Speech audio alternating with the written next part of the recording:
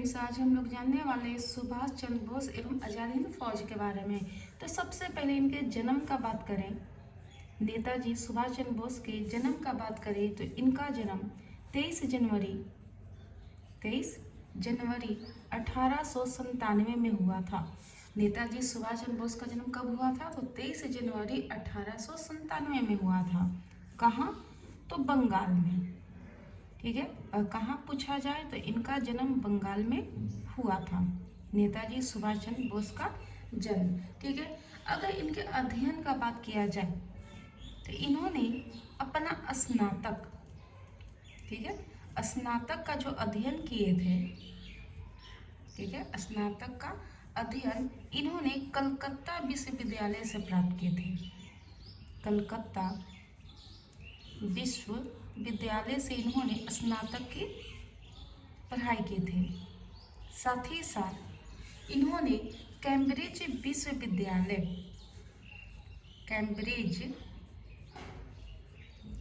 विश्वविद्यालय से नेताजी सुभाष चंद्र बोस ने डॉक्टरेट की उपाधि भी प्राप्त की है। किसकी? डॉक्टरेट की उपाधि भी नेताजी सुभाष चंद्र बोस ने प्राप्त की है। साथ ही साथ अगर सुभाष चंद्र बोस के बारे में और हम लोग बात करें तो इन्होंने 1920 में इन्होंने सिविल सेवा परीक्षा भी पास की थी। सिविल सेवा परीक्षा भी इन्होंने दिया था और इसमें इन्होंने उन्नत भी किया था, यानी ये पास भी हुए थे। साथ ही साथ इन्होंने 1921 में राष्ट्रीय आंदोलन में भाग लेने हेतु राष्ट्रीय आंदोलन में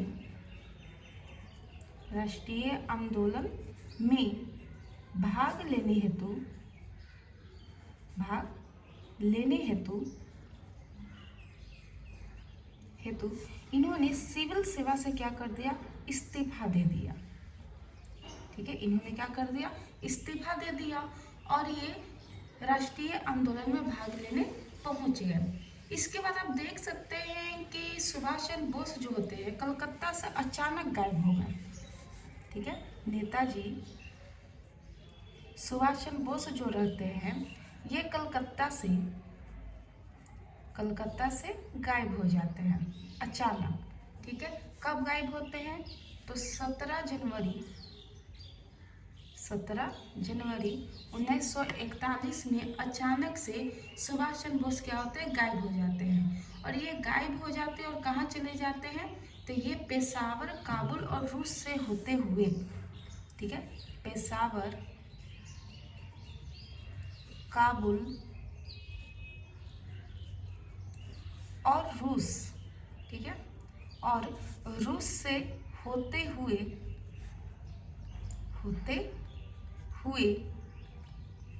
ये जर्मनी पहुंच जाते हैं। नेताजी सुभाष चंद्र बोस कहाँ पहुंच जाते हैं? तो जर्मनी पहुंच जाते हैं। ठीक है, और जर्मनी जब पहुंचते हैं तो उस समय द्वितीय विश्व युद्ध चल रहा होता है। उस समय द्वितीय विश्व युद्ध चल रहा था। ठीक है, और इस द्वितीय विश्व युद्ध में जो रूस रहता है वो मित्र राष्ट्रों से दोस्ती कर लेता है, जिसमें इंग्लैंड भी रहता है जो भारत का दुश्मन था। ठीक है, तो इसके लिए सुभाष चंद्र बोस ने क्या किया कि रूस को छोड़ के ये कहाँ चले गए? जर्मनी पहुंच गए द्वितीय विश्व युद्ध के दौरान। ठीक है, और जर्मनी में सुभाष चंद्र बोस ने हिटलर से मुलाकात की। ठीक है, यानी नेताजी सुभाष चंद्र बोस जो थे तो उन्होंने जर्मनी से क्या किया? ये नेताजी, ठीक है, ये हिटलर से मुलाकात करते, उनसे मिलते हैं। ठीक है, और मिलने के बाद भारतीय स्वतंत्रता हेतु, ठीक है, मिलने के बाद जो नेताजी रहते हैं, नेताजी सुभाष चंद्र बोस, ये मिलने के बाद ये स्वतंत्रता, ठीक है, भारतीय स्वतंत्रता हेतु भारतीय स्वतंत्रता हेतु, ठीक है, जर्मनी से, यानी जर्मनी के कौन, हिटलर से, ठीक है, सहयोग मांगते हैं कि आप हमारा क्या कीजिएगा, सहयोग कीजिएगा, ठीक है।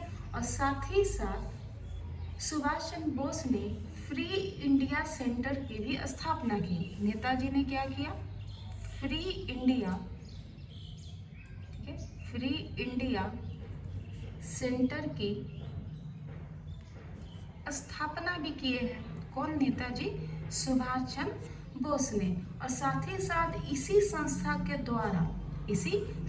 के द्वारा नेताजी सुभाष चंद्र बोस ने पहली बार, ठीक है, जय हिंद का नारा भी लगाया है। जय हिंद का नारा भी लगाया है। कौन लगाया है, नेताजी सुभाष चंद्र बोस ने, पहली बार, ठीक है, पहली बार। तो आप इस तरीके से देख सकते हैं कि किस तरीके से सुभाष चंद्र बोस ने, जो पहले रूस का साथ देते थे, वो द्वितीय विश्व युद्ध के दौरान रूस को छोड़ के जर्मनी चले गए, उनसे भारत को आज़ाद करने के लिए सहयोग मांगा और इसी में फ्री इंडिया सेंटर की स्थापना भी की। और इसी संस्था के दौरान इन्होंने पहली बार जय हिंद का भी नारा लगाया है। देख सकते हैं कि जर्मनी में ही भारतीय लोगों के द्वारा सुभाष चंद्र बोस को, ठीक है, किनको, सुभाष चंद्र बोस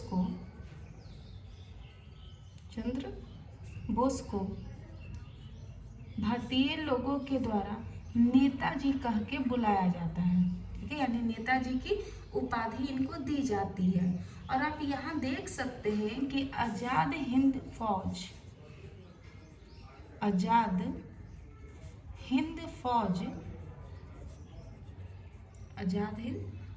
का जो गठन होता है, यह 15 दिसंबर 1941 में होता है, ठीक है। किनके द्वारा, तो कैप्टन मोहन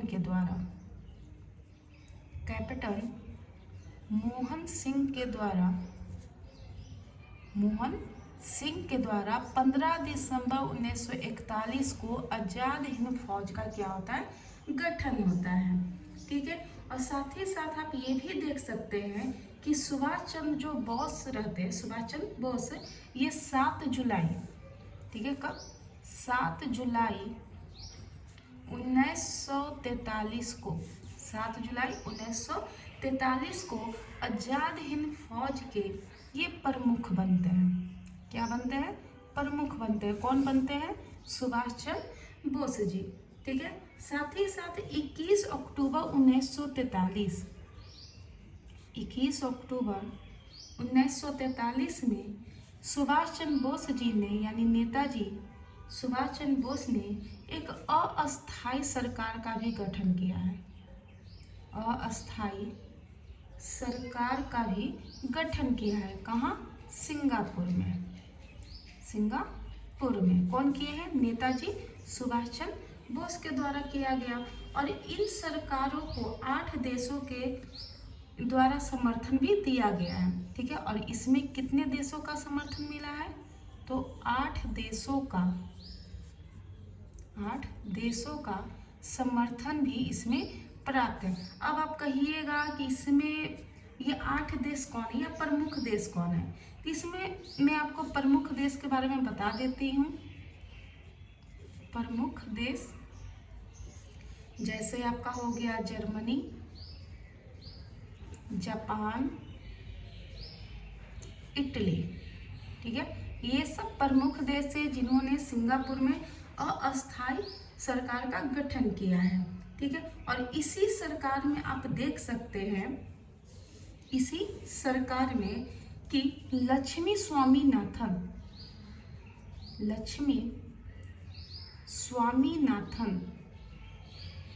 ठीक है, लक्ष्मी स्वामीनाथन को स्त्री विभाग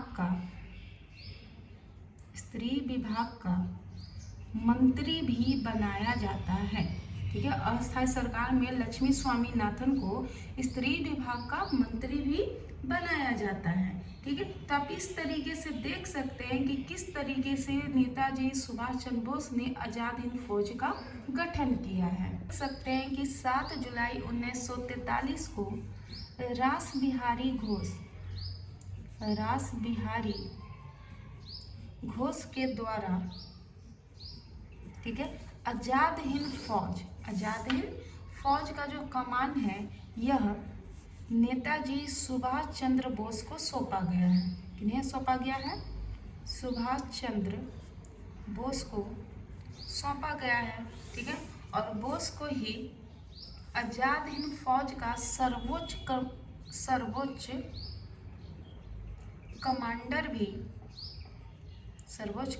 भी घोषित किया गया है। किन्हें? सुभाष चंद्र बोस को। ठीक है, और आजाद हिंद फौज में अगर कहा जाए, इस आजाद हिंद फौज में, तो यहाँ से आप देख सकते हैं कि इसमें चार ब्रिगेड है।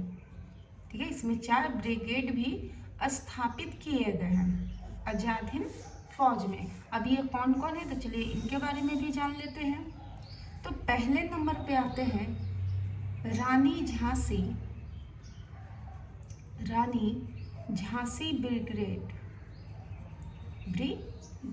ठीक है, सेकंड में आप कहिएगा तो गांधी ब्रिगेड। ठीक है, थर्ड में अगर कहा जाए तो नेहरू ब्रिगेड। ठीक है, और अगर हम लोग 4 का बात करें तो सुभाष ब्रिगेड। ठीक है, तो इस तरीके से आजाद हिंद फौज में 4 ब्रिगेड भी स्थापित किए गए हैं। और 6 नवंबर 1943 में जापान ने अंडमान निकोबार जो द्वीप है, अंडमान निकोबार द्वीप, ठीक है, तो अंडमान निकोबार द्वीप को आजाद हिंद फौज को सौंप दिया। किन्हें सौंप दिया? तो आजाद हिंद फौज को सौंप दिया। कौन? जापान। ठीक है, साथ ही साथ आप देख सकते हैं कि आजाद हिंद फौज ने अंडमान निकोबार द्वीप को शहीद एवं स्वराज द्वीप नाम भी रखा है। यानी इसका नाम क्या रखा गया? तो इसका नाम शहीद एवं स्वराज द्वीप नाम रखा गया। ठीक है, और 6 जुलाई 1944 को सुभाष चंद्र बोस ने आजाद हिंद रेडियो के एक प्रसारण में महात्मा गांधी का नाम विशेष संदेश में कहा था। ठीक है, तो आप कह सकते हैं कि 6 जुलाई 1944 को नेताजी सुभाष चंद्र बोस ने महात्मा गांधी को एक रेडियो प्रसारण में, कहा? रेडियो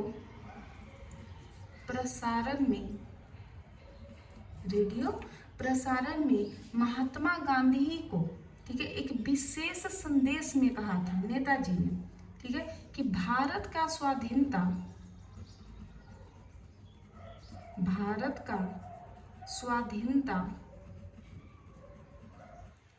का आखिरी युद्ध आरंभ हो चुका है। आखिरी युद्ध आरंभ हो चुका है। ठीक है, यानी कि नेताजी सुभाष चंद्र बोस ने महात्मा गांधी को रेडियो प्रसारण के माध्यम से एक संदेश देते हुए कहा कि महात्मा गांधी जी, भारत के स्वाधीनता का आखिरी युद्ध अब आरंभ हो चुका है। ठीक है, तो इस पे जो राष्ट्रपति गांधी जी है, नेताजी है, ठीक है, नेताजी सुभाष चंद्र बोस, ये महात्मा गांधी से शुभ कामना चाहते हैं। ये क्या चाहते हैं? आशीर्वाद चाहते हैं, शुभ कामना चाहते हैं। ठीक है, तो नेताजी महात्मा गांधी को कहते हैं कि राष्ट्रपिता महात्मा गांधी जी, भारत की मुक्ति में हम आपका आशीर्वाद एवं शुभ कामना चाहते हैं, ठीक है। और इसी के बाद 18 अगस्त 1945 में एक विमान हादसे में सुभाष चंद्र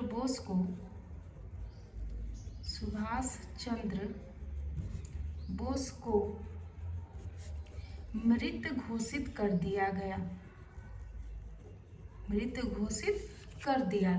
अब यहाँ पे कि कौन सा विमान हादसा, तो ये विमान था ताइवान के हवाई अड्डे पर, ठीक है, सुभाष चंद्र बोस को मृत घोषित कर दिया गया। तो इस तरीके से आप देख सकते हैं कि किस तरीके से सुभाष चंद्र बोस ने आज़ाद हिंद फौज का गठन किया और ये द्वितीय विश्व युद्ध के दौरान इन्होंने रूस का साथ छोड़ के जर्मनी का साथ दिया और उनसे भारत की स्वाधीनता के लिए उन्होंने सहयोग मांगा जर्मनी से, ठीक है। और इसी के बाद कई तरीके के प्रस्ताव ब्रिटेन से आने लगते हैं, जैसे कि अगस्त प्रस्ताव, क्रिप्स मिशन, भारत में संविधान लागू करना, ठीक है। तो यहाँ से आप देख सकते हैं कि अब हमारा जो भारत देश है वो आज़ादी की ओर मुड़ चुका है, ठीक है। तो इस तरीके से सुभाष चंद्र बोस ने आज़ाद हिंद फौज का गठन किया और भारत को आज़ाद करने में अपनी अहम भूमिका भी निभाई है। तो अगर आपको मेरा लेक्चर अच्छा लग रहा है तो प्लीज़ ज़्यादा से ज़्यादा लाइक करें, सब्सक्राइब करें, ताकि मैं आपके लिए और ज़्यादा से ज़्यादा वीडियो बना सकूं।